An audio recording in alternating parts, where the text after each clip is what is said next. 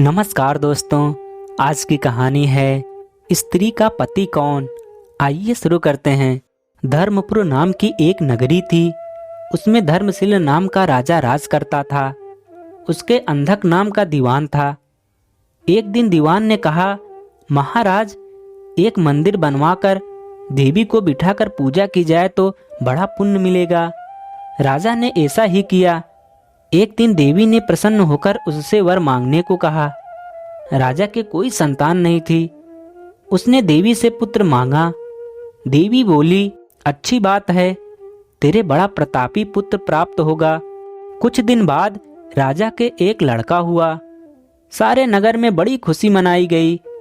एक दिन एक धोबी अपने मित्र के साथ उस नगर में आया। उसकी निगाह देवी के मंदिर में पड़ी। उसने देवी को प्रणाम करने का इरादा किया। उसी समय उसे एक धोबी की लड़की दिखाई दी जो बड़ी सुंदर थी।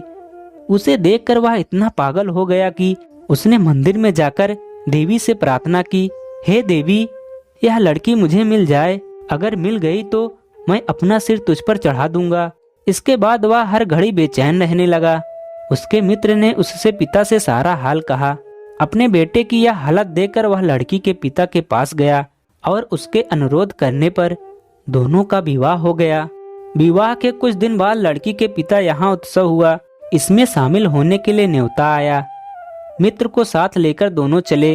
रास्ते में उसी देवी का मंदिर पड़ा तो लड़के को अपना वादा याद आ गया।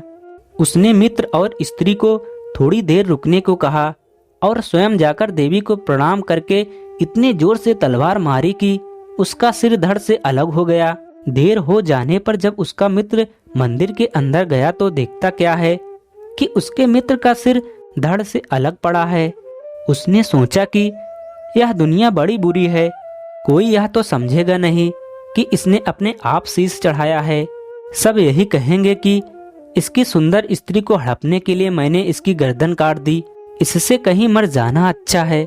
यह सोचकर उसने तलवार लेकर अपनी गर्दन उड़ा दी। उधर बाहर खड़ी स्त्री हैरान हो गई तो वह मंदिर के भीतर गई। देखकर चकित रह गई। सोचने लगी कि दुनिया कहेगी यह बुरी औरत होगी, इसीलिए दोनों को मार आई। इस बदनामी से मर जाना अच्छा है।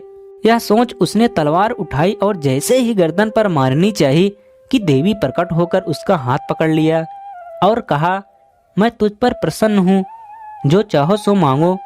स्त्री बोली, हे देवी, इन दोनों को जिला दो। देवी ने कहा, अच्छा, तुम दोनों के सिर मिलाकर रख दो।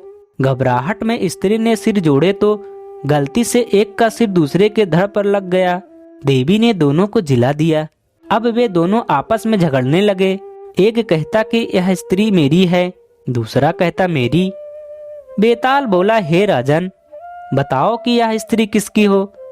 राजा ने कहा, नदियों में गंगा उत्तम है, पर्वतों में सुमेरु, वृक्षों में कल्प वृक्ष और अंगों में सिर। इसलिए शरीर पर पति का सिर लगा हो वही पति होना चाहिए।